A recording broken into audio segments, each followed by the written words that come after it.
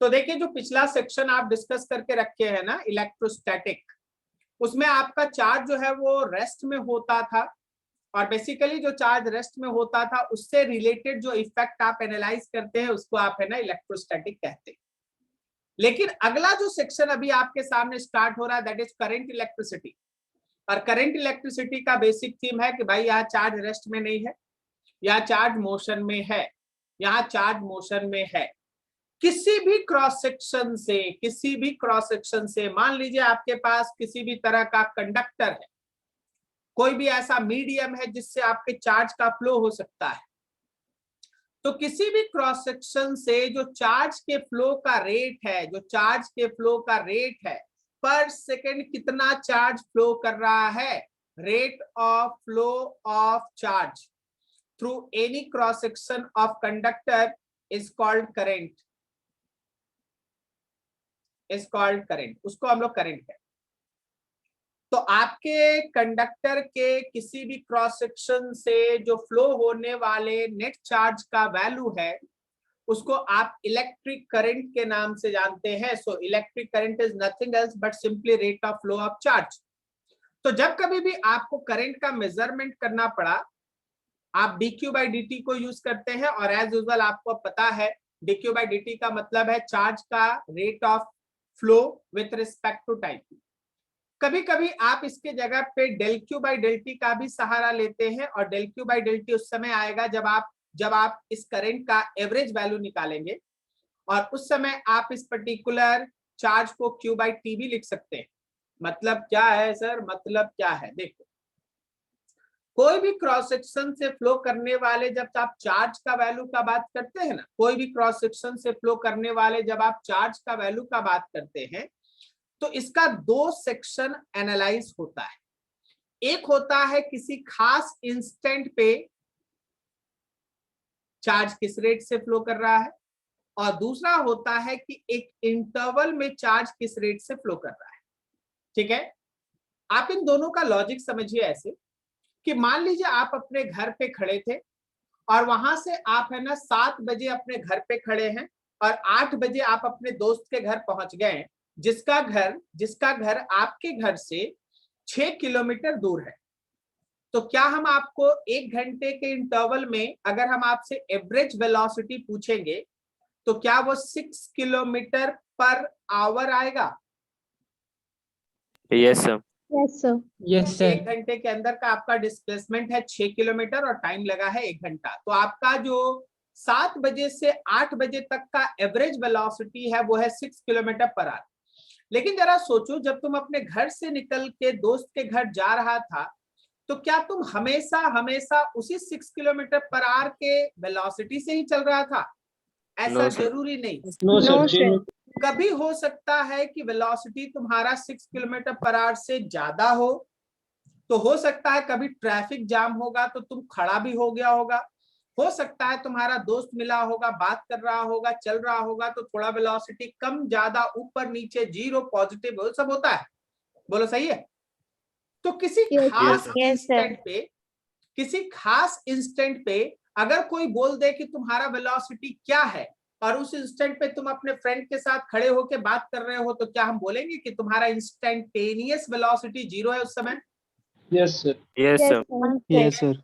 कभी अगर ट्रैफिक अच्छा है, खुला हुआ है, तो तुम्हारा स्पीड 6 किलोमीटर पर आवर के जगह पे 12 किलोमीटर पर आवर भी हो सकता है। बोलो है कि नहीं? Yes, yes sir. Sir. Yes sir. तो Yes, एक sir. खास इंस्टेंट पे अगर बात किया जाए तो जो हमारे चार्ज का फ्लो रेट है उसको आप इंस्टेंटेनियस करंट की श्रेणी में रखेंगे, और अगर आप एक इंटरवल में बात करते हैं तो चार्ज का जो फ्लो रेट है उसको आप एवरेज की श्रेणी में रखेंगे। ग्राफिकली अगर तुम इस चीज को एग्जामिन करो, मान लो चार्ज का टाइम के साथ एक ग्राफ का वेरिएशन कुछ ऐसा, सपोज चार्ज टाइम के साथ ऐसा वेरिएशन शो करता है। अब कोई बोल दे तुमसे कि देखो भाई कि तुमको जो है ना चार्ज का वैल्यू करंट का वैल्यू बताना है इस टाइम t1 से लेके इस टाइम t2 के बीच। तो टाइम t1 पे आप देखिए Q का एक इनिशियल वैल्यू आएगा, टाइम t2 पे आप मार्क कीजिए, देखिए आपको Q का एक फाइनल वैल्यू आएगा। अब आप थोड़ा कोऑर्डिनेट्स को मिला लीजिए, थोड़ा ठीक से बनाते हैं, कोऑर्डिनेट्स को ऐसे मिला, ठीक है। तो आप ये देख पाएंगे कि ये जो टर्म है वो डेल क्यू है और ये जो बेस है वो डेल टी है, सही जा रहे हैं। और इन दोनों पॉइंट्स को मिलाने वाला जो लाइन है उसका एक एवरेज स्लोप है। तो हमेशा ध्यान रखना कि अगर आप एक इंटरवल में करंट को कैलकुलेट करना चाहते हैं तो आप एवरेज लेते हैं, del Q by del T लेते हैं, क्यू के फाइनल में से क्यू का इनिशियल माइनस और नीचे टी के फाइनल में से टी का इनिशियल माइनस। क्या ये फिगर पे आपको ये सब चीज समझ में आया? Yes sir. ठीक है। लेकिन अगर हम किसी खास इंस्टेंट पे बात करते, मान लो जैसे हम तुम्हारे सामने एक छोटा सा फिगर और बना दें, अगर हम तुमसे बोलते हैं कि देखो भाई क्यू है, टी है, ये ग्राफ है, एकदम इस इंस्टेंट पे बताओ, तब तो आप एक टेंजेंट बनाते और टेंजेंट का स्लोप निकालते। तो क्या वो टेंजेंट का जो स्लोप आता वो dq बाई dt से आता? Yes sir. तो जिस इंस्टेंट पे आप बात कर रहे हैं, अगर एक खास इंस्टेंट पे आप करंट का वैल्यू निकालना चाहते हैं तो आप इंस्टेंटेनियस करंट के लिए dq बाई dt को यूज करते हैं। आई होप सो यहाँ तक किसी को कोई डाउट नहीं होगा। एक बात अगर फंडामेंटल निचोड़ निकालो, कंक्लूजन निकालो, एक लाइन में बात को बोलना रहा तो हम ये बोलेंगे, एक इंटरवल में अगर आप करंट निकालते हैं तो आप एवरेज निकालते हैं, और एक खास इंस्टेंट पे निकालते हैं तो आप इंस्टेंटेनियस निकालते हैं। इंस्टेंटेनियस निकालने के लिए डिफरेंशिएशन का सहारा लेते हैं और एवरेज निकालने के लिए चेंज का सहारा लेते हैं। क्या बोलते हो, समझ में आया? Yes sir. जैसे एक छोटा सा न्यूमेरिकल, मान लो जैसे हमारे पास एक चार्ज किसी कंडक्टर में फ्लो कर रहा है और वो टाइम के साथ 2t स्क्वायर का फंक्शन शो करता है। तुमसे क्वेश्चन 1 बोला है कि देखो जी हमारे पास करंट का वैल्यू निकालो t इक्वल्स टू 4 सेकंड पे। बोलो ये तुमसे क्या पूछा, इंस्टेंटेनियस करंट की एवरेज करंट? इंस्टेंटेनियस। तो यहाँ पे इंस्टेंटेनियस करंट आप है ना पहले Q को डिफरेंशिएट कर लीजिएगा और फिर उसमें टाइम के जगह 4 सेकंड पुट कर दीजिएगा, आंसर आ जाएगा। और दूसरा पूछा है 1 सेकंड से लेके 3 सेकंड के बीच का करंट, तो क्या ये हम लोग का करंट का एवरेज वैल्यू है? Yes sir. तो आप डेल क्यू बाई डेल टी से आप इसको सॉल्व कर लेंगे। हाँ जी बोलो, कोई डाउट है क्या किसी को? No sir. ठीक है, तो आप देखिए फर्स्ट वाले को सॉल्व करने के लिए क्यू को डिफरेंशिएट किए, 40 आ गया, बस आप इसमें टी के जगह पे 4 सेकंड पुट कर दीजिए तो आपके इस करंट का वैल्यू हो गया 16 एम्पियर। और सेकेंड वाले में क्यू फाइनल निकालने के लिए टाइम फाइनल पुट करो, क्यू इनिशियल निकालने के लिए टाइम इनिशियल पुट करो। यहाँ पे देखो 9 इंटू 2 18 माइनस 16 बाई 2, ये आ गया 8 एम्पियर। मेरी बात समझ में आ रही है आपको? Yes sir. Yes sir. Very good. तो यहाँ पे था कि करंट का इंस्टेंटेनियस और एवरेज वैल्यू का मतलब क्या होता है। अगर आप करंट को चार्ज के बेसिस पे निकालते हैं तो इसका रिवर्स भी होता है, मतलब करंट देके चार्ज आपसे पूछा जाए। अगर आपका दिया हुआ करंट, देखिए हम लोग है ना एक्चुअली चार्ज जो फ्लो करता है कंडक्टर से उसका कैलकुलेशन करने जा रहे हैं। अगर मेरे पास जो दिया हुआ करंट है वो कांस्टेंट हो, like 5 ampere, 6 ampere, 10 ampere, something like constant current, तो उस केस में अगर कभी भी किसी टाइम के अंदर आपको चार्ज का वैल्यू कैलकुलेट करना है, कभी भी अगर आपको चार्ज का वैल्यू निकालना है, सीधा आप करंट को टाइम से मल्टीप्लाई कर दीजिए। लेकिन वही करंट अगर तुम्हारे पास टाइम का फंक्शन रहा, जैसे मान लो I इज इक्वल टू लिखा है अल्फा टी, कुछ ना कुछ फंक्शन लिखा है, तो उस समय अगर तुमको चार्ज का वैल्यू निकालना है तो आपको इंटीग्रेशन के थ्रू जाना होगा, integration of I dot D T. क्या मेरी बात समझ में आ रही है? Yes sir. तो ये रहा।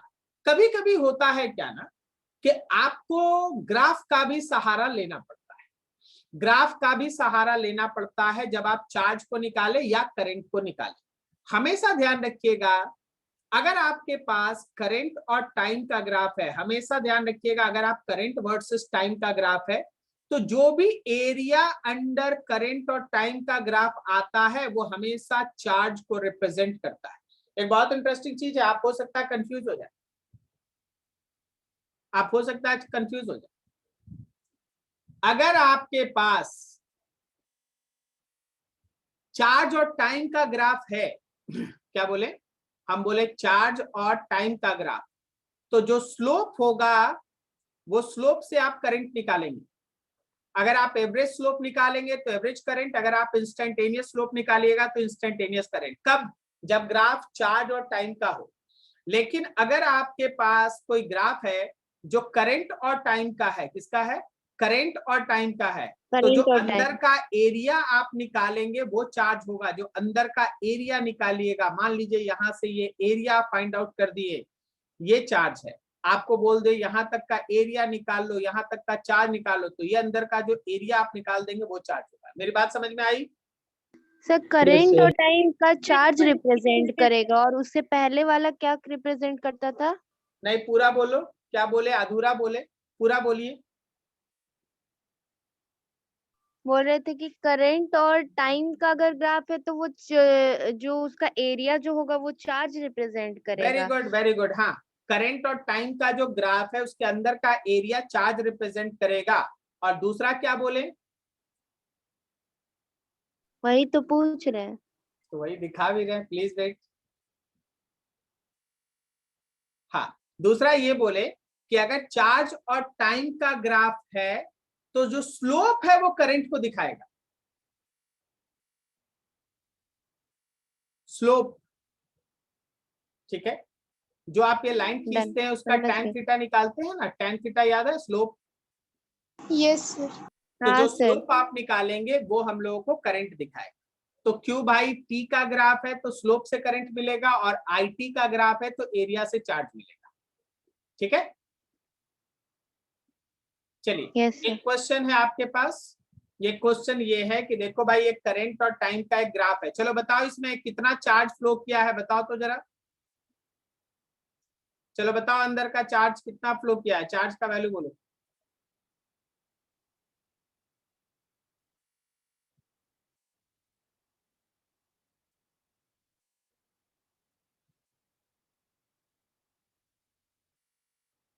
चार्ज का वैल्यू बताओ।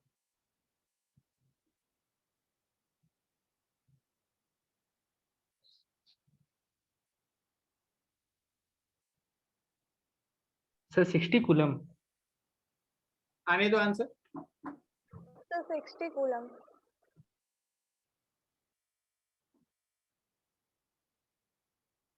Sir 60 coulomb.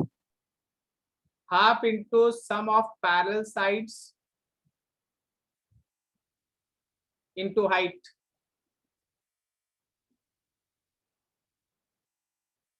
ट्रेपेजियम है ना? Yes sir. तो ये 4 को रिप्रेजेंट करा, ये 10 हो गया, और यहाँ 8 है। बिल्कुल सही, 60 कूलम्स का चार्ज फ्लो कर रहा है। तो चार्ज फ्लो कर रहा है। कहीं कोई दिक्कत यहां तक समझने में किसी को?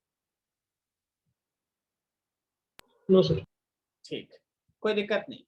अब थोड़ा पीछे जाते हैं, थोड़ा पीछे जाते हैं। हमेशा ध्यान रखना, किसी भी कंडक्टर से जब चार्ज फ्लो करता है ना, तो करंट का एक कन्वेंशनल डायरेक्शन अडॉप्टेड है। करंट का एक कन्वेंशनल डायरेक्शन अडॉप्टेड है कि करंट का डायरेक्शन क्या होगा। करंट वेक्टर है या स्केलर है? वेक्टर। Vector sir. अच्छा, वेक्टर स्केलर स्केलर भी है, दोनों है वेक्टर सर, का दोनों है वो। सर, दोनों है। सर वेक्टर अलजेब्रा फॉलो नहीं करता है सर। हाँ सर सर, टेंसर वेक्टर है, लॉ फॉलो नहीं करता है। सर वेक्टर टेंसर तो है। लॉ नहीं फॉलो करता है, बस वेक्टर जैसे बस उसका डायरेक्शन और मैग्नीट्यूड दोनों होते हैं, लेकिन वो स्केलर क्वांटिटी होता है। एकदम सही बोले। Current is a scalar quantity because it have magnitude and direction, but it does not follows vector algebra. तो it does not follows vector algebra. इसके पास मैग्नीट्यूड है, डायरेक्शन है, लेकिन ये वेक्टर के अलजेब्रा को फॉलो नहीं करता। अगर ये वेक्टर के अलजेब्रा को फॉलो नहीं करता तो ये एक स्केलर क्वांटिटी में काउंट होता है। चलिए, बढ़िया है। लेकिन इसके पास डायरेक्शन होता है, that is by convention it have some direction. बोला क्या गया है कि current is always due to flow of net charge in direction of positive charge flow. हमेशा ध्यान रखना कि करंट का जो फ्लो होता है वो किसी भी कंडक्टर के या किसी भी क्रॉस सेक्शन से जो नेट चार्ज का फ्लो हो रहा है उसकी वजह से होता है। अगर आपके कंडक्टर के अंदर चार्ज है लेकिन नेट चार्ज का फ्लो 0 है तो there is no current. Sir क्या बोल रहे हैं सर, नहीं समझे सर? सी दैट डायग्राम जो हम आपको दिखाना चाहते हैं। ये मेरे पास एक कंडक्टर है, मान लो जैसे एक आयरन का एक रॉड है। ओके, आयरन रॉड तुम लोग पढ़ा होगा, सपोज ये मेटालिक रॉड। तो आपको पता है मेटल के अंदर बहुत सारा फ्री इलेक्ट्रॉन्स होता है। Yes sir. Yes sir. अच्छा, ये फ्री इलेक्ट्रॉन रुका हुआ रहता है कि चलते रहता है, दौड़ते रहता है, भागते रहता है? दौड़ते रहता है सर। चलते रहता है। चलते रहता है, भागते रहता है। पता है उसके पास जो वेलोसिटी होता है किसी भी free electron have thermal velocity. Word thermal इसलिए है क्योंकि हीट की वजह से उसके पास वेलोसिटी होता है। फ्री इलेक्ट्रॉन के पास थर्मल वेलोसिटी होता है, फ्री इलेक्ट्रॉन के पास थर्मल वेलोसिटी होता है। लेकिन जो भी आप थर्मल वेलोसिटी लिखते हैं ना, हमेशा ध्यान रखिएगा कि उसका एवरेज वैल्यू 0 होता है। बोले सर ये क्यों बोल रहे हैं सर कि एवरेज वैल्यू 0 होता है? देख भाई, होता क्या कि जो भी इलेक्ट्रॉन आप पकड़िएगा, मान लीजिए आप इस इलेक्ट्रॉन को आप पकड़े, तो ये अगर राइट की तरफ जा रहा है तो वो इस तरह से जिगजैग पाथ फॉलो करेगा कि उसका नेट डिस्प्लेसमेंट कुछ नहीं होगा। इसलिए याद रखना कि उसका एवरेज वेलोसिटी 0 होता है। इस वजह से net flow of charge through cross section 0 होता है। थ्रू क्रॉस सेक्शन 0 होता है। इसलिए आप बहुत सिंपल से देखिए, current electricity is such A interesting topic. ये बहुत इलेक्ट्रोस्टैटिक के साथ चलने वाला चीज है और धड़ाधड़ खत्म होता है, लेकिन फंडामेंटल्स गजब है इसका। आपके हाथ में, मान लीजिए मेरे हाथ में ये जो मार्कर या जो पेन दिखाई दे रहा है ना, वो अगर मेटल का है, तो अगर ये मेटल का है तो इसके अंदर 1 करोड़ गुना 1 करोड़ से भी ज्यादा फ्री इलेक्ट्रॉन्स मौजूद है। बोलो सही है? Yes sir. लेकिन इसमें करंट नहीं है, करंट नहीं है। तो इसका मतलब ये नहीं है कि इसका इलेक्ट्रॉन रुका हुआ है। इसका मतलब ये है कि इसका इलेक्ट्रॉन जो इधर उधर मूव कर रहा है ना, उसका एवरेज वेलोसिटी 0 है। किसी भी क्रॉस सेक्शन को नेट चार्ज क्रॉस नहीं कर रहा, जितना चार्ज इधर पार कर रहा है उतना चार्ज दूसरे तरफ से भी आ जा रहा है। तो net flow of cross section का चार्ज जो है वो 0 है, इस वजह से करंट 0 है। लेकिन उसका इलेक्ट्रॉन रुका हुआ नहीं है, उसके इलेक्ट्रॉन के पास एक वेलोसिटी है। उस वेलोसिटी को आप किस नाम से जानते हैं बोलिए तो? Thermal velocity sir. Thermal velocity है। सही है, चलिए बढ़िया है सर, आप बता दिए ये सब चीज। अब जरा सुनिए कि जब आप कोई एक पोटेंशियल अप्लाई कर देते हैं तो क्या होता है। जब आप इस पर्टिकुलर रॉड को किसी बैटरी से कनेक्ट कर देते हैं तो क्या होता है? देखिए, रॉड को जब आप किसी बैटरी से कनेक्ट कर देते हैं तो इसके अंदर जितना भी फ्री इलेक्ट्रॉन्स है उन सब के पास जो थर्मल वेलोसिटी था वो तो था, लेकिन अब उसके साथ वो जो बैटरी का पॉजिटिव और नेगेटिव टर्मिनल से जुड़ा है, तो जो इसका फ्री इलेक्ट्रॉन्स इसके अंदर आपको दिखाई दे रहा है या जो भी है, वो सब क्या अपने मोशन के साथ साथ देख रहे हो, पॉजिटिव एंड की तरफ आ भी रहा है। Yes sir.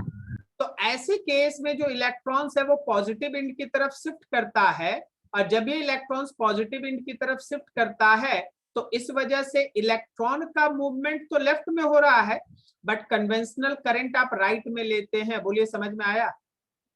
Yes sir. हमेशा ध्यान रखना कि जब किसी कंडक्टर के किसी क्रॉस सेक्शन से नेट चार्ज का फ्लो होगा तो जो पॉजिटिव चार्ज के फ्लो का डायरेक्शन है उस डायरेक्शन में करंट होगा। अगर इलेक्ट्रॉन मेरा राइट से लेफ्ट जा रहा है, अगर इलेक्ट्रॉन मेरा यहाँ राइट से लेफ्ट की तरफ जा रहा है तो कन्वेंशनल करंट लेफ्ट से राइट की तरफ है। क्या मेरी बात समझ में आई सबको? Yes sir. Yes sir. चीज अभी क्लियर नहीं, चीज अभी खत्म नहीं हुआ, अभी तो एक नए टॉपिक का स्टार्टिंग में हम कुछ फिगर बना चुके हैं। चलिए आइए यहाँ पर, हर एक फिगर पे तुमको आंसर देना है। First case, second case, third case, fourth case, fifth case.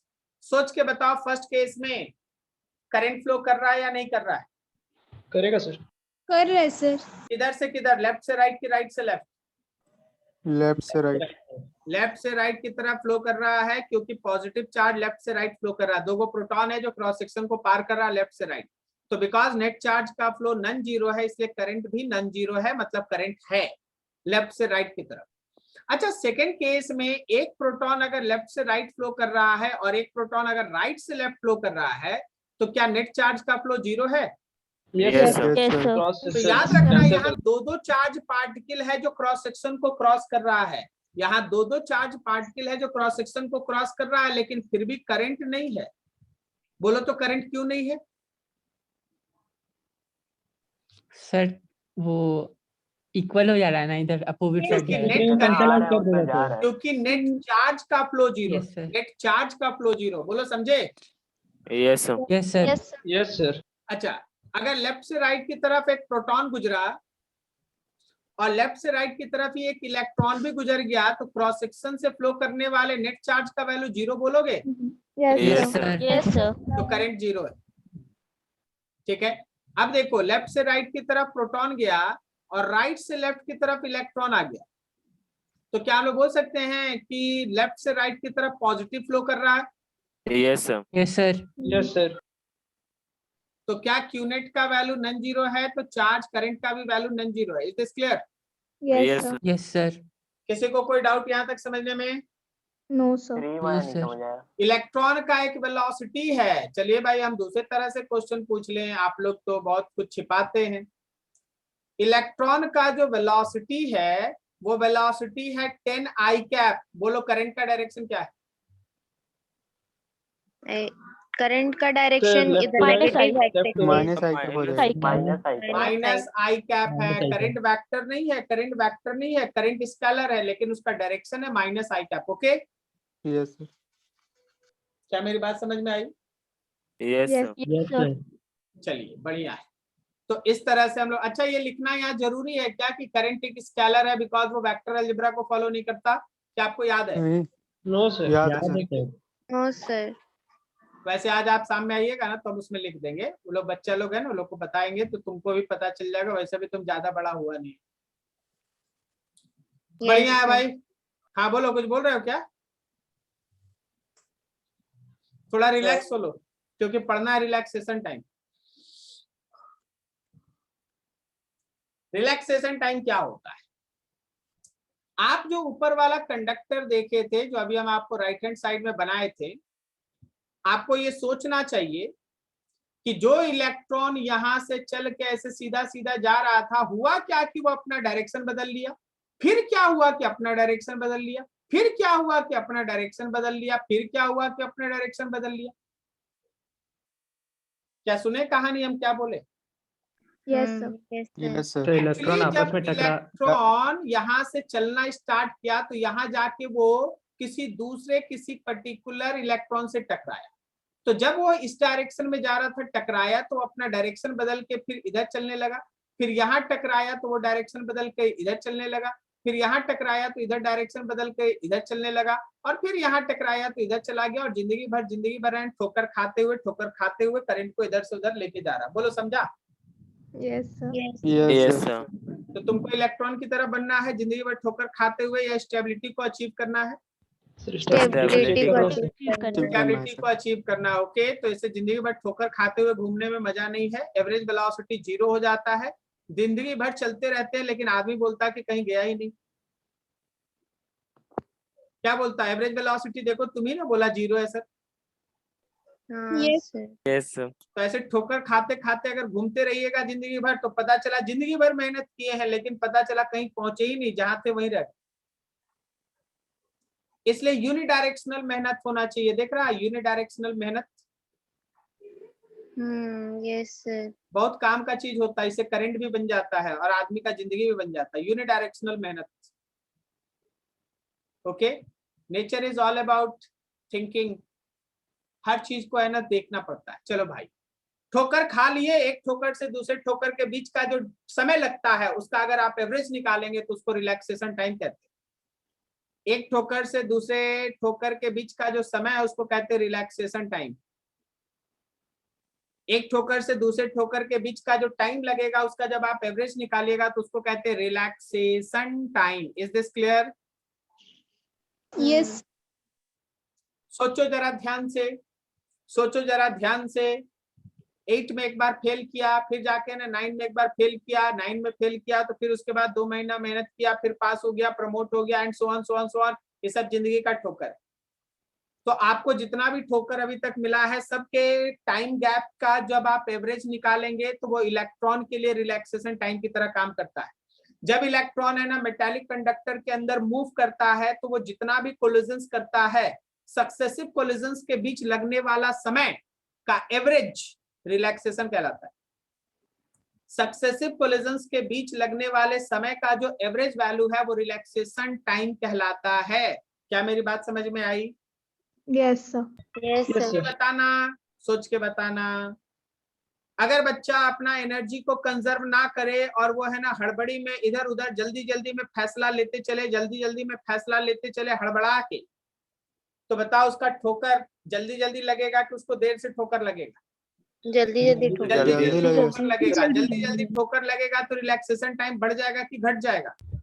Sir बढ़ जाएगा। घट जाएगा। जाएगा। जल्दी जल्दी लगेगा, जल्दी जल्दी टकराएगा तो रिलैक्सेशन टाइम घट जाएगा। बोलो सही है? Yes sir. तो अब आइए रिलैक्सेशन टाइम के थोड़े से डिस्कशन पे यहाँ हम लोग आगे बढ़ते हैं। सर इस टॉपिक का यूज क्या है सर? इस टॉपिक का यूज क्या है? Yes sir. अरे अभी देखो तो, ऐसे थोड़ी ना मजाक कर रहे हैं हम तुमसे। सर रिलैक्सेशन टाइम जो है ना सर, एक बार फिर से बताइए ना। एक ठोकर से दूसरे एकदम ठोकर। बता देते, आप लोग की भावना को है ना लग रहा है कुछ है ना, कोई बात। सर भावना फील कर रहे हैं सर आपका। हाँ इसीलिए है ना टॉपिक से हट गया। चलो कोई बात नहीं। देखो यहाँ पर एकदम है ना कॉपी के नोट्स पे आते हैं। ओके, देखिए बोलता क्या है ना कि जब इलेक्ट्रॉन किसी कंडक्टर के अंदर मूव करता है तो इलेक्ट्रॉन जब यहाँ से चलेगा यहाँ टकराएगा, फिर यहाँ से चलेगा यहाँ टकराएगा, फिर यहाँ से यहाँ टकराएगा, फिर यहाँ से यहाँ टकराएगा। तो उसके दो कोलिजन के बीच का जो समय लगता है उसका जो आप एवरेज निकालते हैं उसी को रिलैक्सेशन टाइम कहते हैं। तो बोला गया ये कि the average time gap between two successive collisions when free electron moves inside any conductor is known as relaxation time। क्या ये अब क्लियर है सबको? Yes sir. Yes sir. दो सक्सेसिव कोलिजन के बीच का जो समय लगेगा उसी का एवरेज वैल्यू रिलैक्सेशन टाइम होगा। अब जरा सुनना, अगर आप कंडक्टर के टेम्परेचर को बढ़ाएंगे तो क्या कंडक्टर के टेम्परेचर को बढ़ाने से उसका थर्मल वेलोसिटी बढ़ेगा? हाँ yes sir, sir. Electron Yes, ज्यादा sir. टकराएगा। तो इलेक्ट्रॉन अगर ज्यादा हड़बड़ी में चलेगा तो उसका रिलैक्सेशन टाइम घटेगा क्योंकि उसका Yes, ठोकर sir. जल्दी जल्दी लगेगा। Yes sir. तो क्या आपको ये पता चल गया कि अगर आप टेम्परेचर को बढ़ाएंगे तो थर्मल वेलोसिटी ऑफ इलेक्ट्रॉन तो बढ़ेगा लेकिन रिलैक्सेशन टाइम घट जाएगा? Yes sir. हाँ यस सर। कोई दिक्कत किसी को यहाँ तक? No sir. फिर से कोई दिक्कत किसी को यहाँ तक? नहीं no sir. Sir. No sir. ठीक है, तो रिलैक्सेशन टाइम भी हो गया और हमारे पास टेम्परेचर के इंक्रीज के साथ थर्मल वेलोसिटी इलेक्ट्रॉन का बढ़ जाता है और रिलैक्सेशन टाइम घट जाता है। ओके ठीक है, अभी थोड़ा सा आपको जस्ट 1 मिनट यहाँ पे वेट कीजिए क्योंकि थोड़ा बैटरी। हाँ जी, तो देखो जो हम लोग अभी तक डिस्कस किए उसमें था रिलैक्सेशन टाइम और उसके ऊपर टेम्परेचर का इफेक्ट। अगर हम टेम्परेचर को चेंज करेंगे तो रिलैक्सेशन टाइम पे क्या इफेक्ट पड़ेगा। अब थोड़ा सा आप लोग यहाँ ये फिर से आप कंडक्टर को जरा गौर से देखिए और समझिए थोड़ा। अगला टॉपिक है आपका ड्रिफ्ट वेलोसिटी। हम उसका लॉजिक आपके सामने रखना चाहते हैं। अभी हम लोग ये पढ़े थे, सुनाई दे रहा है सबको? Yes sir. Yes sir. अभी हम लोग ये पढ़े थे कि जितना भी कंडक्टर के अंदर का फ्री इलेक्ट्रॉन है, अगर हम उसको यूनिट डायरेक्शन में कोई पोटेंशियल अप्लाई ना करें तो वैसे केस में हर इलेक्ट्रॉन के पास वेलोसिटी तो होगा जिसको हम लोग थर्मल वेलोसिटी कहते हैं, लेकिन उसका एवरेज वैल्यू कितना होगा? जीरो। जीरो आ जाएगा। Very good. लेकिन अगर हम लोग इसके अक्रॉस में एक पोटेंशियल अप्लाई कर दें, अगर हम लोग इसके अक्रॉस में एक पोटेंशियल का डिफरेंस अप्लाई कर दें, मान लो 10 वोल्ट 20 वोल्ट किसी का बैटरी लगा दें, तो जिस एंड के पॉजिटिव टर्मिनल से जोड़े वो प्लस हो गया, ये निगेटिव हो गया। तो थोड़ा लॉजिक ऐसे डेवलप करना। देखो आगे हम डेरिवेशन इसमें बता रहे हैं, आगे डेरिवेशन हम तुरंत इसके ऊपर है ना खत्म कर देंगे। सो बी केयरफुल, फिगर पे ध्यान देना। प्लस से माइनस की तरफ क्या यहाँ पे एक इलेक्ट्रिक फील्ड सेटअप हो जाएगा? Yes, sir. Yes, sir. और अगर ये इलेक्ट्रिक फील्ड सेटअप हो गया तो जो भी इसके अंदर का फ्री इलेक्ट्रॉन्स है, जो भी इसके अंदर का फ्री इलेक्ट्रॉन्स है, वो फ्री इलेक्ट्रॉन क्या इलेक्ट्रिक फील्ड के वजह से एक फोर्स एक्सपीरियंस करने लगेगा लेफ्ट की तरफ? Yes, sir. Yes, sir. Yes क्या हम सर। लोग उस इलेक्ट्रिक फोर्स को माइनस ई लिख दें? Yes, sir. Minus Yes, sir. ई का मतलब है कि उसका डायरेक्शन अप्लाइड इलेक्ट्रिक फील्ड के अपोजिट में है और मैग्नीट्यूड है इलेक्ट्रिक फील्ड का magnitude into charge of electron. बोलो सही है? Yes, sir. Yes, अब जरा हम जो पूछेंगे उसका आंसर देना।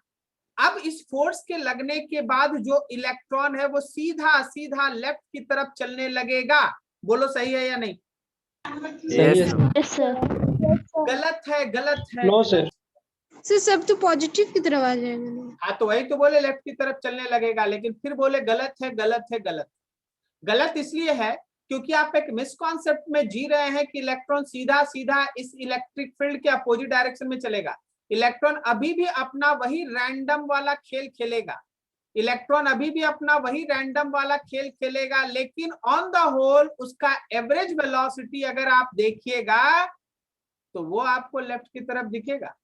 एवरेज वेलोसिटी अगर आप देखिएगा तो वो आपको लेफ्ट की तरफ दिखेगा। क्या समझ में आया?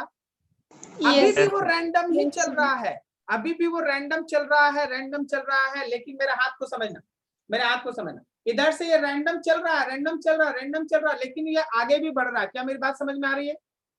Yes, sir. Yes, Yes, sir. sir. जिस एवरेज वेलोसिटी से हम बोले, जिस एवरेज वेलोसिटी से electron positive end of conductor की तरफ ड्रिफ्ट करता है या जाता है, उसी को हम लोग कहते हैं ड्रिफ्ट वेलोसिटी। जिस एवरेज वेलोसिटी से इलेक्ट्रॉन कंडक्टर के पॉजिटिव एंड की तरफ शिफ्ट होता है, मूव करता है, उसको हम लोग कहते हैं एवरेज वेलोसिटी। लेकिन इसका मतलब ये नहीं है कि सीधा इलेक्ट्रॉन एक तरफ जा रहा है, वो ऐसे zig zag zig zag zig zag zig zag करते रहेगा, लेकिन जाएगा उधर। बात समझ में आया?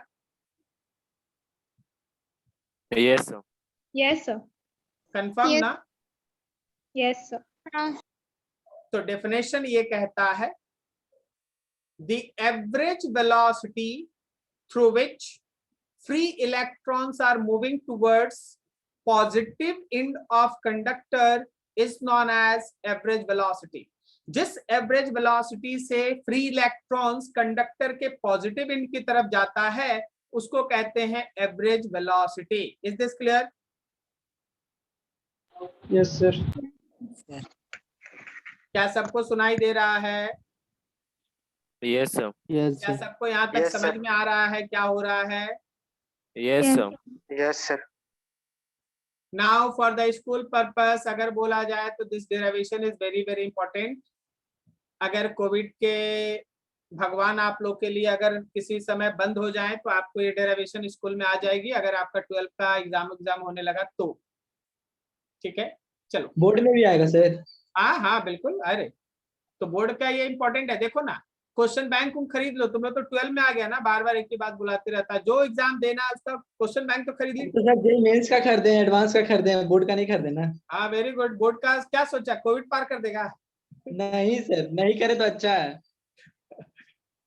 मैं थोड़ा आशा लगा के रखा इस बार का भी विद्यार्थी की थोड़ा कृपा हम लोग पे भी बरस जाए।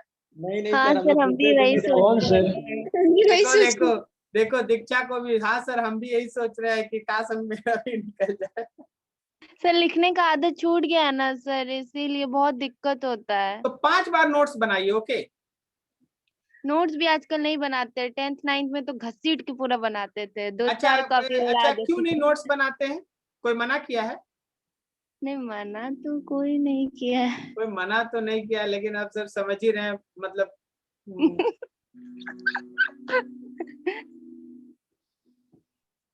इतना बैचेज है, अगर इतना लिखना पड़ जाए किसी को तो उसका लिखने का स्पीड दुगना हो जाएगा। तुम्हारा घट रहा है। नहीं सर। देखो, पॉजिटिव एंड है कंडक्टर का, निगेटिव एंड है, फिर से वही फिगर है जो अभी आपको एक्सप्लेन किया गया है। जरा गौर कीजिए, आप उस इलेक्ट्रॉन पे लगने वाला जो फोर्स है उसको आप लिख सकते हैं क्यूई के फॉर्म में। तो आप वहां से एक्सेलरेशन निकाले माइनस ई बाई एम। तो मेरा इलेक्ट्रॉन का इनिशियल वेलोसिटी 0 था, टाइम लगा है रिलैक्सेशन टाइम के बराबर। रिलैक्सेशन टाइम को टॉ से रिप्रेजेंट करते हैं, ओके। जो टॉर्क वाला टॉ होता है ना, उसी से रिलैक्सेशन टाइम को रिप्रेजेंट करते हैं। और जो आप फाइनल वेलोसिटी निकालेंगे वो होगा ड्रिफ्ट वेलोसिटी। तो याद रखना, जो तुम्हारा ड्रिफ्ट वेलोसिटी निकालना है, तो that final velocity will be equals to u plus at। Drift velocity is equals to u के जगह पे 0, a के जगह पे माइनस ई बाई एम और t के जगह पे टॉ। तो तुम्हारे ड्रिफ्ट वेलोसिटी का फॉर्मूला आया minus E tau by M. Drift velocity का फॉर्मूला आया minus E tau by M. ठीक है ना? यहाँ पे आपको 2-3 चीज बहुत अच्छे से समझना चाहिए। एक, यहाँ का ये निगेटिव साइन क्या बताता है? तो निगेटिव साइन आपको ये बताता है कि जो ड्रिफ्ट वेलोसिटी का डायरेक्शन है वो अप्लाइड इलेक्ट्रिक फील्ड के अपोजिट में होगा। वैसे भी कोई बहुत बड़ा तीर नहीं मार लिया हम लोग ये बात करके। अगर इलेक्ट्रॉन पे आप फोर्स का बात करेंगे तो जिधर इलेक्ट्रिक फील्ड होगा उसके अपोजिट में होगा। Yes yes sir. तो जो ड्रिफ्ट वेलोसिटी होगा वो भी अप्लाइड इलेक्ट्रिक फील्ड के अपोजिट में होगा। जिधर भी आपका अप्लाइड इलेक्ट्रिक फील्ड होगा, ड्रिफ्ट वेलोसिटी तो हमेशा उसके अपोजिट में ही आएगा। तो निगेटिव साइन यही बताता है। और मैग्नीट्यूड होगा ई टॉ बाई एम। मैग्नीट्यूड होगा ई टॉ बाई एम। ई मतलब स्मॉल ई जो इलेक्ट्रॉन का चार्ज है, कैपिटल ई मतलब अप्लाइड इलेक्ट्रिक फील्ड, और टॉ का मतलब रिलैक्सेशन टाइम, और नीचे एम है मास। मास किसका है ये? इलेक्ट्रॉन। इलेक्ट्रॉन का होगा सर। बिल्कुल सही, मास ऑफ इलेक्ट्रॉन। वेरी गुड, ये मास ऑफ इलेक्ट्रॉन है। आप लोग थोड़ा थोड़ा चीज पे बहुत ध्यान रखिए। जब आप यहाँ फोर्स में मास से डिवाइड किए थे इलेक्ट्रॉन का, तब ना एक्सेलरेशन ऑफ इलेक्ट्रॉन आया था। Yes sir. ठीक है, तो m is the mass of electron. m is the mass of electron. I hope so, यहाँ तक कोई डाउट? चलो बताओ ड्रिफ्ट वेलोसिटी का formula. Minus E tau by m. E tau by m. हाँ, e tau by m. Minus sign क्या बताता है आपको? फिर opposite direction Opposite direction. Velocity is in opposite direction of applied electric field. अच्छा, एक चीज और पूछना चाहते हैं, एक चीज छोटा सा और पूछना चाहते हैं। अगर मेरे पास ये कंडक्टर है और इस कंडक्टर के अक्रॉस में हम बैटरी जोड़े हैं और बैटरी का पोटेंशियल है भी, तो क्या कंडक्टर के अक्रॉस में पोटेंशियल भी तो भी आएगा? अब अगर इस कंडक्टर का लेंथ L है तो क्या हम इसके इलेक्ट्रिक फील्ड को V बाई L नहीं लिख सकते हैं? यस सर और ना, इतना स्लो मोशन में यस से कैसे काम होगा? ठीक है, अरे भाई आप लोग नहीं पढ़े हैं E is equal to minus del V by del R? Oh yes yes sir. Minus फिर से बताएगा डायरेक्शन, उससे हमको अभी काम है नहीं, वो हम ऑलरेडी दिखा रहे हैं कि हाँ भाई प्लस से माइनस की तरफ जाएगा। अब डेल V के जगह भी लिख दिया, डेल R की जगह L लगा दी। यस बोलो सर। सही है? तो कभी कभी न्यूमेरिकल्स का डाटा इस फॉर्म से हट के इस फॉर्म में भी रहता है। तो आपको ये बात समझना चाहिए कि डाटा कैसे यूज करना है। बोलो, समझ में आ रहा है? Yes sir. ठीक है, फिर से एक बार बोलो, what is relaxation time? E tau by m. Sir मतलब time gap relaxation time without drift velocity. Every time sir एक बिटवीन इलेक्ट्रॉन से दूसरा इलेक्ट्रॉन को हिट करने के बीच में जितना भी टाइमिंग होता है ना उसको बोलते हैं रिलैक्सेशन टाइम। यस, जो इलेक्ट्रॉन को हिट करते करते एक टाइम जो लगेगा उसी को बोलते हैं रिलैक्सेशन टाइम। सक्सेसिव कोलिजन्स के बीच का जो समय लगता है उसका एवरेज वैल्यू रिलैक्सेशन टाइम कहलाता है। सक्सेसिव कोलिजन्स के बीच का जो समय लगता है उसका एवरेज वैल्यू रिलैक्सेशन टाइम कहलाता है। आप लोग दिमाग शांत रखें और हम इसको थोड़ा सा धीरे धीरे स्क्रॉल करेंगे नीचे। आप लोग देखिएगा, इसमें से अगर कहीं भी आपको डाउट लगे, कुछ पूछने का मन हो तो प्लीज आस्क। क्या यहाँ तक आप लोगों को थोड़ा थोड़ा दिख रहा है सब कुछ? Yes sir. ठीक, अभी आप इसको सबको है ना अपने मन में उतारने का कोशिश करो। कोई भी जगह जहां आपको लगता है कि नहीं यहाँ पे एक बार थोड़ा बात कर लेना चाहिए, हम समझ नहीं पा रहे यहाँ क्या लिखा हुआ है, प्लीज आस्क। सर वो current is always due to flow of net charge वाला फिर से थोड़ा बता दीजिए ना। आपका करंट हमेशा है ना चार्ज पार्टिकल के फ्लो की वजह से होता है। अब हम आपको यहाँ पे एक चीज बताते हैं, जब आप है ना करंट इलेक्ट्रिसिटी का बात कर रहे होते हैं फिजिक्स में, और जब आप है ना अगले दिन केमिस्ट्री में बैठिएगा और हम आपको इलेक्ट्रोकेमिस्ट्री में पढ़ाएंगे, हम आपको इलेक्ट्रोकेमिस्ट्री में पढ़ाएंगे इलेक्ट्रिकल कंडक्शन, ठीक है, इलेक्ट्रोलिटिक कंडक्शन। तो जब आप केमिस्ट्री में पढ़ते हैं तो करंट का रीजन होता है आयंस का फ्लो। सॉल्यूशन में जो आयंस है ना उसके चलने की वजह से करंट होता है, तो वो आप केमिस्ट्री में पढ़ते हैं। और जो आप फिजिक्स में पढ़ते हैं वो पढ़ते हैं कंडक्टर के अंदर करंट का फ्लो, और कंडक्टर में जो करंट का फ्लो है वो इलेक्ट्रॉन की वजह से होता है। क्या मेरी बात समझ में आई? Yes sir. तो बिकॉज अभी हम लोग फिजिक्स के सेक्शन में हैं तो हम लोग यहाँ बात करेंगे इलेक्ट्रॉन के फ्लो की वजह से जो कंडक्शन आ रहा है कंडक्टर में, उसके बारे में बात करेंगे, ठीक है। और जब हम लोग केमिस्ट्री में इलेक्ट्रोकेमिस्ट्री पढ़ेंगे तो उसमें इलेक्ट्रोलिटिक कंडक्शन करके सेक्शन है, इलेक्ट्रोकेमिस्ट्री में है आपका, वहां आयंस के फ्लो की वजह से हम लोग बात करेंगे। ओके सर वो थर्ड वाला डायग्राम जो है वो नहीं समझ आया। कौन सा? सर वो थर्ड वाला थर्ड वाला मतलब मेहनत? Yes sir. नो सर वो वाला नहीं, वो current in always due to flow of net charge का जो थर्ड वाला डायग्राम है, पीओरी अच्छा अच्छा, वाला। ये वाला हम समझ गए। आप लोग है ना केवल पॉजिटिव चार्ज को देखिएगा, ये वाला बोल रहे होंगे आप? Yes sir. हाँ, तो अगर प्रोटॉन मेरा लेफ्ट से राइट है और इलेक्ट्रॉन भी लेफ्ट से राइट है, तो आपके इस क्रॉस सेक्शन से देखिएगा, आपके इस क्रॉस सेक्शन से एक +1 गया और एक -1 गया, तो बताओ कंडक्टर से क्रॉस सेक्शन से कितना पार किया? 0 सर। बस वही लिखा, वही लिखा। प्रोटॉन मतलब +1, इलेक्ट्रॉन मतलब -1। हाँ समझ गई। चलो और कुछ?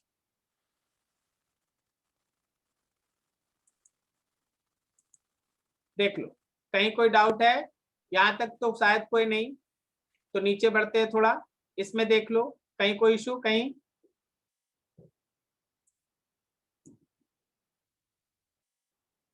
दिमाग शांत करके जब आप देखिएगा ना तो आपको पता चलेगा कि हाँ क्या क्या बोला गया है, क्या क्या हुआ है। सर एक बार थर्मल वेलोसिटी का डेफिनेशन बताइए। अभी फिर बता देंगे, अभी बता देंगे, उसके बारे में हमको अभी डिस्कस करना है, इसलिए हम आपको अभी टच नहीं कर रहे हैं, उसके बारे में डिस्कस करना है। सर। हाँ बोलो ना।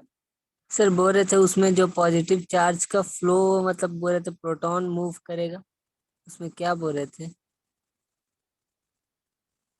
कहाँ रहता है तुम लोग इतना छोटा छोटा चीज में, और ये जो रेखा रेखा के बोलता है उसको थोड़ा ठीक से बोला करो, एकदम क्लियर कट बोला करो, ठीक है। हम बोल रहे थे कि पॉजिटिव चार्ज का जो फ्लो होगा उसी डायरेक्शन में करंट का फ्लो का डायरेक्शन लिया जाता है। ओके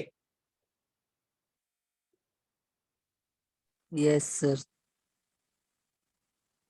आगे देखो, इसमें कहीं दिक्कत? रिलैक्सेशन टाइम, ड्रिफ्ट वेलोसिटी, ठीक है, ये डेरिवेशन है आपके सामने, एक इंपॉर्टेंट डेरिवेशन है, यहाँ तक आपको बता चुके हैं। अब आप ड्रिफ्ट वेलोसिटी से आगे बढ़िए और चीजों को जरा ध्यान से देखिए। बताइए जी आदित्य कुमार,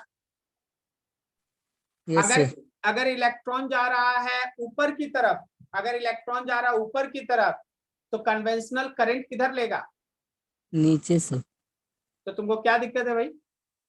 नहीं सर, प्रोटॉन मूव बोले ना, वही हमको कंफ्यूजन। अच्छा, प्रोटॉन पॉजिटिव होता है बोलना भूल गए हम क्या?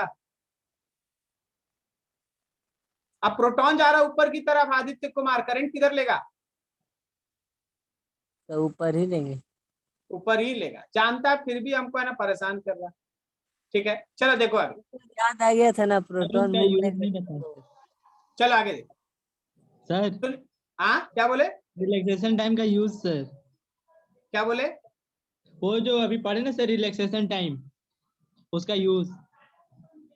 रिलैक्सेशन टाइम का तुमको यूज क्यों चाहिए? तुमको तो उसको इक्वेशन में यूज करना है कि अपने लाइफ में बताना है कुछ? नहीं नहीं सर, मतलब उसका कोई चीज में यूज तो होता होगा ना, किसी क्वेश्चन बनाने के लिए उसका यूज है। आगे मतलब जो देख हम ले लोग भाई। निकालते हैं सर वो, पर ये सक्सेसफुल कोलिजन का एवरेज, वो क्यों निकालते हैं, उसका मतलब यूज।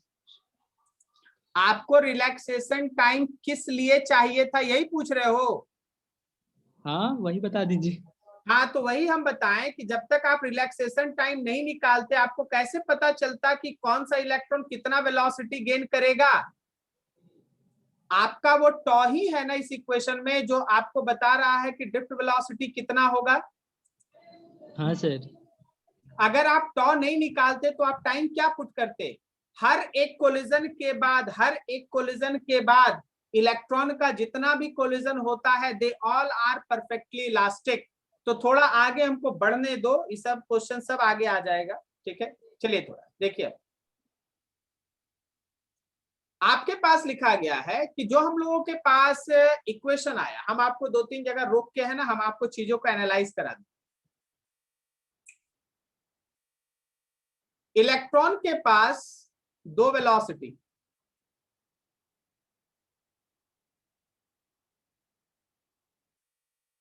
एक है हीट की वजह से, ड्यू टू हीट उसके पास है थर्मल वेलोसिटी। गर्म कर दीजिएगा, गर्मी के कारण वेलोसिटी, उसको कहते हैं थर्मल वेलोसिटी। और दूसरा है कि अगर हम लोग इलेक्ट्रिक फील्ड अप्लाई कर दे, पोटेंशियल इज अप्लाइड, अगर आप बाहर से एक पोटेंशियल का डिफरेंस अप्लाई कर देंगे तो इसकी वजह से जो हमारे पास वेलोसिटी है वो कहलाया हम लोगों का ड्रिफ्ट वेलोसिटी। बोलो सही है? Yes sir. Yes sir. ठीक, अब सुनिएगा ध्यान से। ये जो हम लोगों का थर्मल वेलोसिटी, और एक दो पैरामीटर लिखते हैं, एक है उसका रिलैक्सेशन टाइम,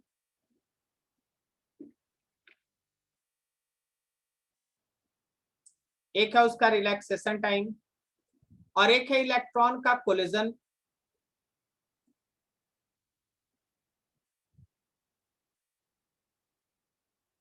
इन सब पे बात होना चाहिए क्योंकि ये हर जगह है ना अलग अलग तरीके का ऑब्जेक्टिव्स क्रिएट करता है और बहुत सारा इसमें डिस्कशन भी है। देखो, सबसे पहला चीज कि जो इलेक्ट्रॉन्स के बीच का कोलिजन होता है, जो इलेक्ट्रॉन्स के बीच का कोलिजन होता है, उसमें आइडियल केस में perfectly elastic,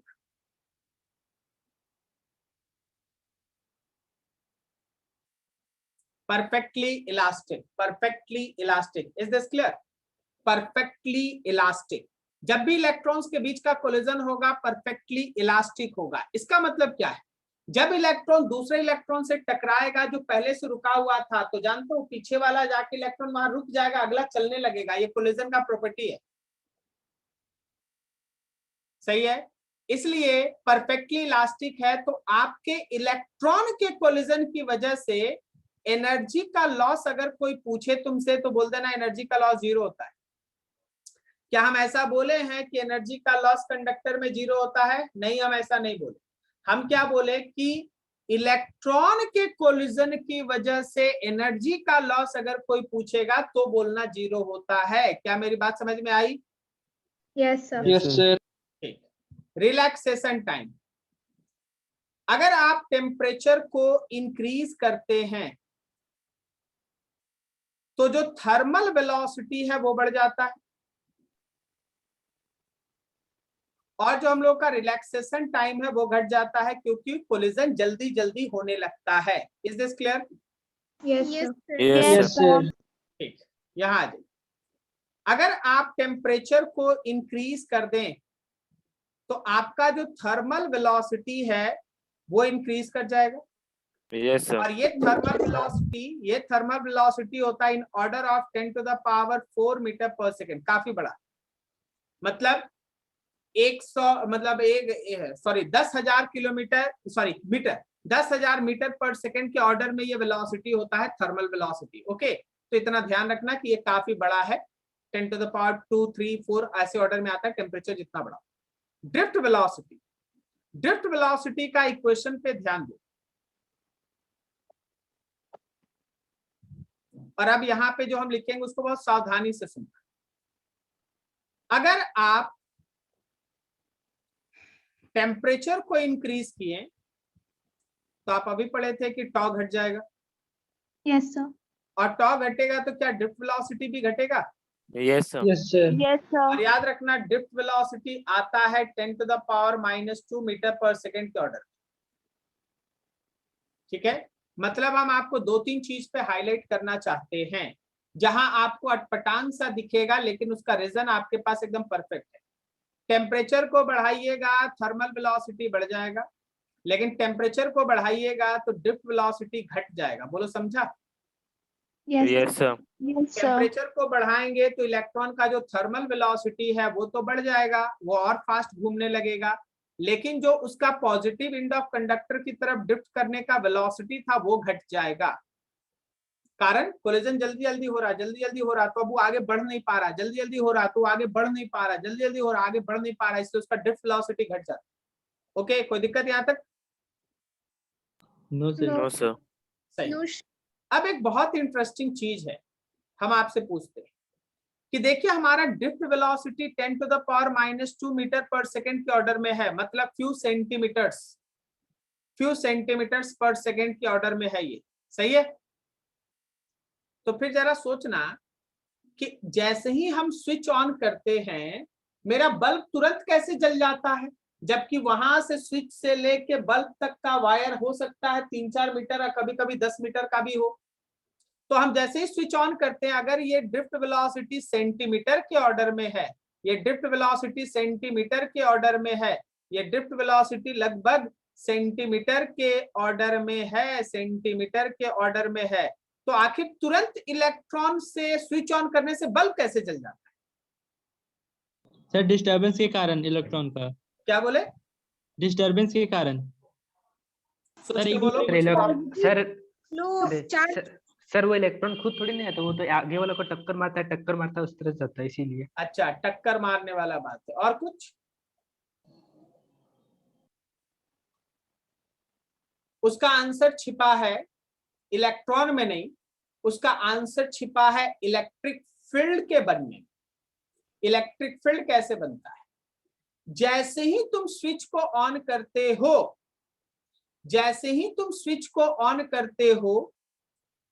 with speed of light पूरे कंडक्टर के अंदर एक इलेक्ट्रिक फील्ड एस्टैब्लिश हो जाता है, और फ्री इलेक्ट्रॉन जितना भी कंडक्टर के अंदर है सब एक साथ झटके से स्टार्ट होता है। पता चला?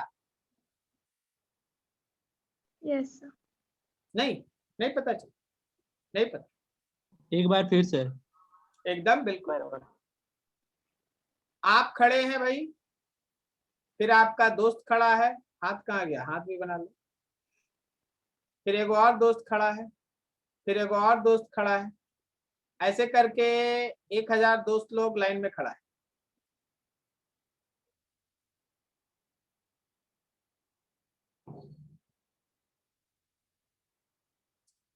अब देखो सब इलेक्ट्रॉन, तुम जैसे ही स्विच ऑन किया, स्पीड ऑफ लाइट से इलेक्ट्रिक फील्ड इधर स्टैब्लिश हो गया, तो क्या ये सब इलेक्ट्रॉन एक ही साथ ना फोर्स फील किया और सब लेफ्ट में चलना स्टार्ट किया? मतलब कंडक्टर के हर क्रॉस सेक्शन से 4 पार करेगा? अरे ऐसा है क्या कि ये वाला जो इलेक्ट्रॉन है वो यहाँ पहुंचेगा तब करंट होगा? ऐसा है क्या कि सब नहीं सर, इलेक्ट्रॉन वो एक साथ अपने मूव आगे करना वाले स्टार्ट को- करेगा? Yes, sir. Yes sir. सब इलेक्ट्रॉन मूव करना जब स्टार्ट किया तो हर क्रॉस सेक्शन से आप बोलिएगा ना कि हाँ सर चार्ज का फ्लो हो रहा है, Yes, sir. तो current will established as soon as switch is closed. जैसे ही आप स्विच को क्लोज करेंगे तुरंत करंट एस्टैब्लिश हो जाएगा, जैसे ही आप स्विच को क्लोज करेंगे तुरंत करंट एस्टैब्लिश हो जाएगा। And this is the question,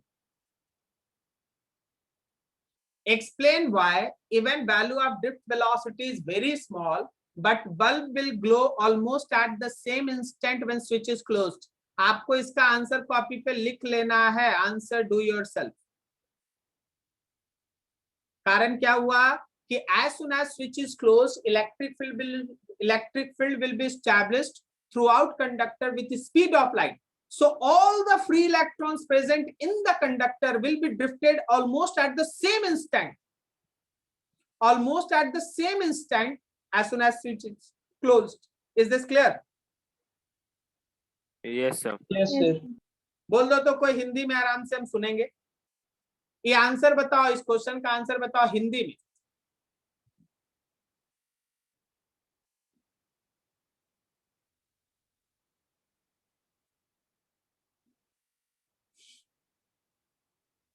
सुनाई नहीं दिया? सर स्विच ऑन करते ही सारा इलेक्ट्रॉन अपने आसपास एक इलेक्ट्रिक फील्ड डेवलप कर लेता है जो मतलब झटके wait, electron electric field develop नहीं करता। जो स्विच ऑन करने से पोटेंशियल का डिफरेंस आता है वो इलेक्ट्रिक फील्ड ऑन करता है। Okay yes sir. ठीक है, अपने लाइन को ठीक करो और बोलना स्टार्ट करो। बढ़िया।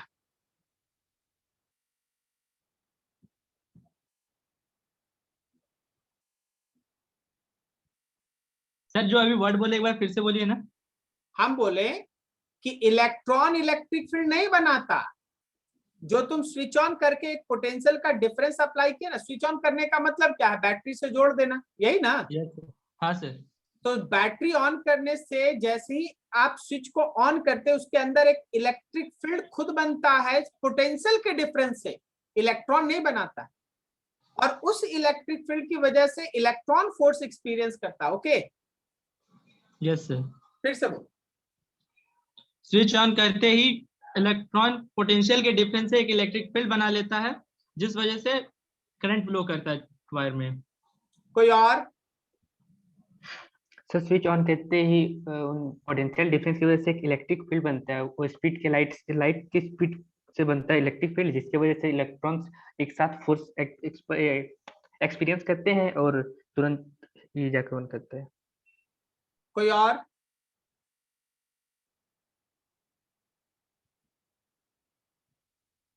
चलो फिर से सुनो। स्विच ऑन करते ही विथ स्पीड ऑफ लाइट एक इलेक्ट्रिक फील्ड कंडक्टर में स्टैब्लिश हो जाता है। तो सारा का सारा कंडक्टर का फ्री इलेक्ट्रॉन्स पॉजिटिव एंड की तरफ almost at the same instant move करना स्टार्ट करता है and then current will be established at the same instant when switch is closed almost। क्या बात समझ में आई? So can you repeat this? फिर से बोल दें? Yes, sir. ठीक है, लेकिन इसके बाद आपको बोलना है, ध्यान रखिए। जैसे ही हम लोग स्विच को ऑन किए कंडक्टर के अंदर इलेक्ट्रिक फील्ड एकदम उसी इंस्टेंट पे स्पीड ऑफ लाइट से सेटअप हो जाता है। और जैसे ही इलेक्ट्रिक फील्ड बन जाता है कंडक्टर के अंदर का सारा इलेक्ट्रॉन्स पॉजिटिव एंड की तरफ शिफ्ट हो जाता है, शिफ्ट होने लगता। तो कंडक्टर से चार्ज का फ्लो स्टार्ट हो जाता है and current will B established almost at the same instant. बोलो। सर जैसे ही हम लोग स्विच को ऑन करते हैं तो कंडक्टर में मैग्नेटिक फील्ड जनरेट हो जाता है और सारा इलेक्ट्रॉन पॉजिटिव की तरफ भागने लगता है और स्विच मतलब इलेक्ट्रिसिटी से करंट जनरेट होने लगता है। बिल्कुल सही, बस इलेक्ट्रिक फील्ड जनरेट होता है, मैग्नेटिक नहीं, इसको ध्यान रखिए। चलिए बढ़िया।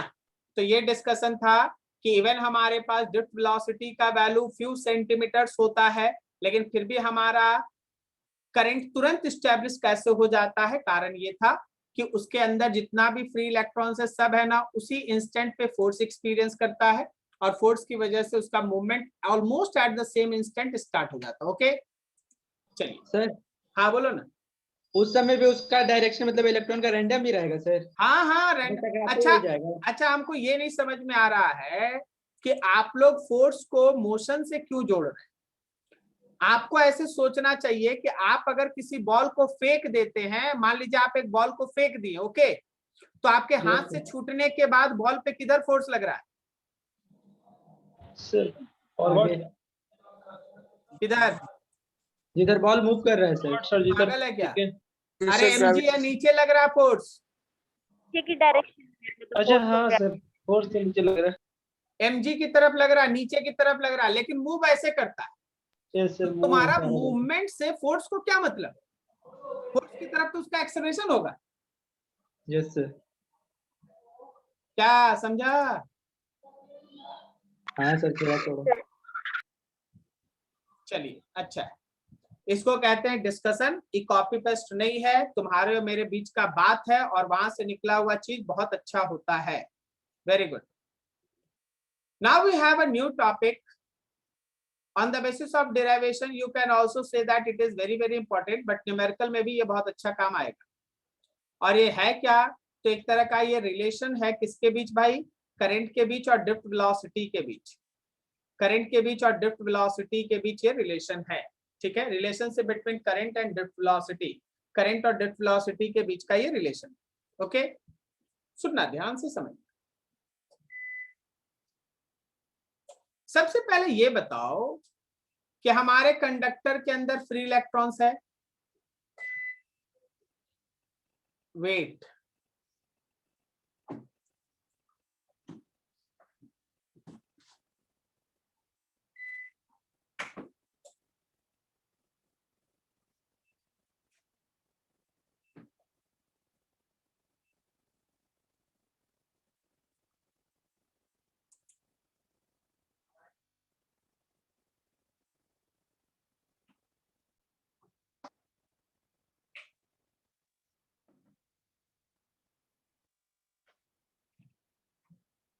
आवाज आ रही है?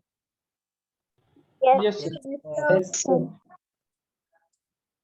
बहुत ज्यादा झमेला है, समझे? इतना ज्यादा है, हर चीज में है ना कोई इशू है। कभी नेटवर्क का इशू, कभी इसका इशू, कभी इसका इशू। चलो देखो, तो देखो हम लोग यहाँ देख रहे थे ना कि हमारे पास कोई एक कंडक्टर है, उस कंडक्टर के अंदर है ना बहुत सारा फ्री इलेक्ट्रॉन्स है। जब आप कंडक्टर के वॉल्यूम से उसमें डिवाइड करते हैं ना, तो ये एक नया टर्म अराइज करता है, that is called number density. Number density का मतलब क्या हो गया कि नंबर ऑफ फ्री इलेक्ट्रॉन्स आखिर यूनिट वॉल्यूम में कितना मौजूद है, नंबर ऑफ फ्री इलेक्ट्रॉन्स आखिर यूनिट वॉल्यूम में कितना मौजूद है, उसी को नंबर डेंसिटी कहते हैं। क्या मेरी बात सुनाई दे रही है आप लोग को? Yes sir. ठीक है, तो number of free electrons per unit volume is called number density. अच्छा, अगर हम तुमसे पूछें कि देखो जी ये कंडक्टर है जिसका लेंथ L है और जिसका area of cross section A है, लेंथ L है और area of cross section A है, तो क्या आप इसका वॉल्यूम हमको AL बता पाएंगे ना? Yes sir. ठीक है। अब अगर हम इससे पूछें कि मान लो इसके अंदर का जो टोटल मौजूद नंबर ऑफ इलेक्ट्रॉन्स था, टोटल मौजूद नंबर ऑफ इलेक्ट्रॉन्स अगर n है, तो अगर हम उसको AL से डिवाइड कर देंगे तो वो नंबर ऑफ इलेक्ट्रॉन्स मौजूद पर यूनिट वॉल्यूम हो जाएगा, small n। Yes sir. Yes sir. सुनिएगा ध्यान से, सुनिएगा ध्यान से। एक इलेक्ट्रॉन जो यहाँ मौजूद है, इसके आगे वैसे बहुत सारा इलेक्ट्रॉन्स मौजूद है। मान लो ABCDEFGHIJKLMNOPQRSTUVWXYZ। ये जो मेरा E इलेक्ट्रॉन आपको राइट हैंड साइड में दिखाई दे रहा है, वो Z नंबर का इलेक्ट्रॉन है, ओके। कितने नंबर का है? Z नंबर का इलेक्ट्रॉन है, Z नंबर का इलेक्ट्रॉन है। उसके अंदर है ना बहुत, उसके सामने में बहुत सारा इलेक्ट्रॉन था। कोई बताएगा ये जो आखिरी इलेक्ट्रॉन इस कंडक्टर का, उसके सामने में क्या टोटल नंबर ऑफ इलेक्ट्रॉन्स, उसके सामने में ये जो टोटल नंबर ऑफ इलेक्ट्रॉन्स था, total number of free electrons था, वो n होगा? नहीं सर, क्या बोले? मान लीजिए आपके कंडक्टर में 10 फ्री इलेक्ट्रॉन है। थोड़ा ध्यान रखिएगा, ये लास्ट डेरिवेशन है, हम इसको खत्म करेंगे। आपके इस कंडक्टर में मान लो 10 फ्री इलेक्ट्रॉन मौजूद है। तो जो 10 फ्री इलेक्ट्रॉन मौजूद है, अगर ये 10वें नंबर का इलेक्ट्रॉन है, तो इसके आगे में 9 गो इलेक्ट्रॉन है ना। Yes, sir. Yes, sir. अच्छा, जब हम यहाँ पे कंडक्टर पे एक पोटेंशियल का डिफरेंस अप्लाई करेंगे तो ये इंड हो जाएगा मेरा पॉजिटिव और ये इंड हो जाएगा निगेटिव। Okay, Yes, sir. सही है। Yes, sir. तो मेरा जैसे Yes. ही आप पोटेंशियल का डिफरेंस अप्लाई करते हैं पॉजिटिव से निगेटिव की तरफ, यहाँ पे एक इलेक्ट्रिक फील्ड सेटअप होगा और वो इलेक्ट्रिक फील्ड क्या करेगा, इलेक्ट्रॉन्स को राइट से लेफ्ट की तरफ खींचना स्टार्ट करेगा। सही जा रहे हैं? Yes, sir. Yes, sir. Electron जो राइट से लेफ्ट की तरफ मूव करना स्टार्ट करेगा, क्या उसका लेफ्ट की तरफ जाने का वेलोसिटी ड्रिफ्ट वेलोसिटी के बराबर होगा? Yes, sir. तो एल डिस्टेंस को कवर करने में जो उसको समय लगेगा, क्या वो समय आपका एल बाई ड्रिफ्ट वेलोसिटी हुआ? Yes sir. Yes, sir. इतने Yes, sir. समय में जब मेरा ये इलेक्ट्रॉन चलते यहाँ पार करेगा, तब तक इसके सामने में जितना रहेगा वो सब न पार कर चुका होगा। Yes, sir.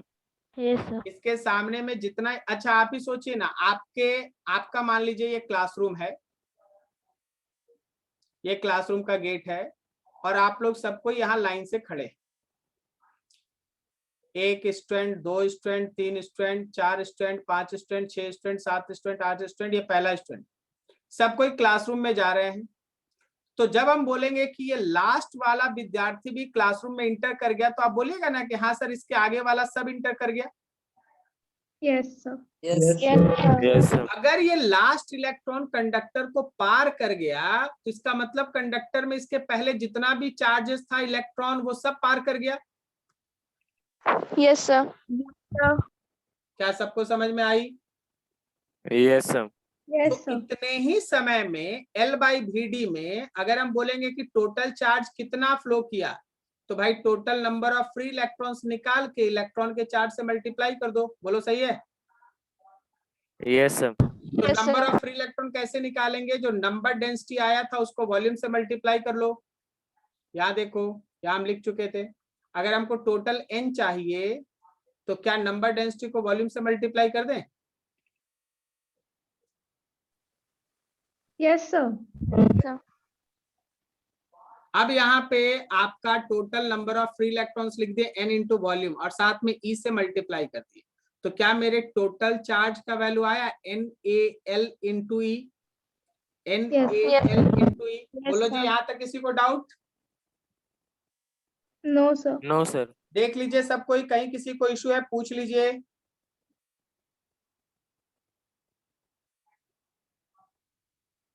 कोई दिक्कत नहीं।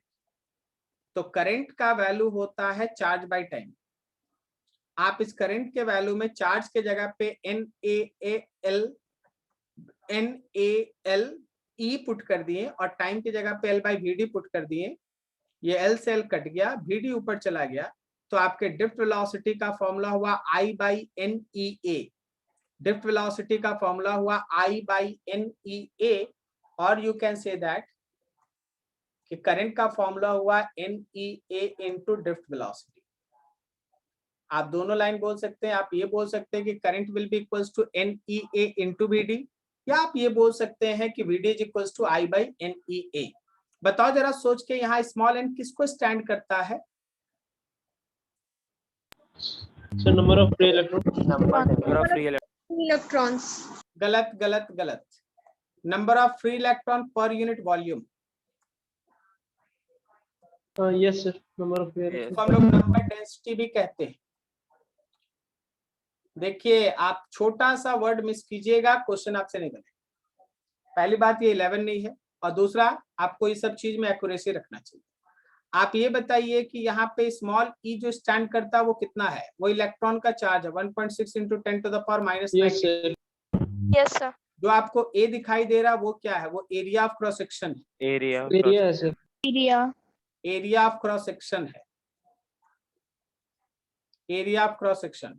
और जो VD है वो आपका ड्रिफ्ट वेलोसिटी है, थर्मल नहीं है, Drift velocity. वेलोसिटी है, ड्रिफ्ट वेलोसिटी। ठीक है, तो न्यूमेरिकल जब आप इसका बनाएंगे तो आपसे बनेगा या नहीं बनेगा वो इस बात से डिसीजन लिया जाएगा कि आपको ये पैरामीटर्स निकालने आता है या नहीं। ठीक है, अभी देखो जाते जाते आज का क्लास खत्म करते करते हम आपसे एक चीज पूछना चाहते हैं जो बहुत बहुत बहुत बहुत बहुत बेसिक है। करंट और चार्ज इन दोनों में कौन है फंडामेंटल यूनिट और कौन है derived unit? Sir current derived है सर, करंट डिराइव्ड है, fundamental है। चार्ज फंडामेंटल है। क्या बोले? यस, करंट डिराइव्ड है, sir charge current current derived fund unit है, मतलब डिराइव्ड फिजिकल क्वांटिटी, और चार्ज फंडामेंटल है। सर करंट फंडामेंटल है ना? सर चार्ज डिराइव्ड है सर। फंडामेंटल है और charge derived. Current is a fundamental physical quantity. आप लोग नहीं सुने हैं 7 का सर नाम? चार्ज को तो हम लोग निकालते हैं। हाँ, आपको मिसकॉन्सेप्ट यहाँ से हो सकता है, बात समझे? आपको लग रहा है कि current depends on charge and time, actually नहीं होता है। एक्चुअली क्या होता है, charge depends on current and time, and दिमाग में बना लो कि current is fundamental physical quantity. Current जो है वो फंडामेंटल फिजिकल क्वांटिटी है, चार्ज जो है वो एक डिराइव्ड फिजिकल क्वांटिटी है। ओके, यस देखा? Yes sir. आज भी तुम यूनिट एंड डायमेंशन पढ़ रहा है और इसमें गलती हो जा रहा है। क्या मेरी बात समझ में आई सबको आज का? Yes sir. अभी आपका 7:15 से जेई जीतेंगे में वेक्टर है, प्लीज कम, और उसको है ना जरूर आप काम करें अच्छे से। और हम पूरा इंतजार कर रहे हैं कि आप कैपेसिटर में न्यूमेरिकल्स बनाएं। कल जब आपका शाम में क्लास लेंगे तो कल जो शाम में 9 बजे, शाम मतलब रात, कल जो रात में 9 बजे से आपका क्लास होगा उसमें हम लोग है ना गॉसेस थ्योरम का कुछ इंपॉर्टेंट और अर्थिंग के बारे में डिस्कस करेंगे।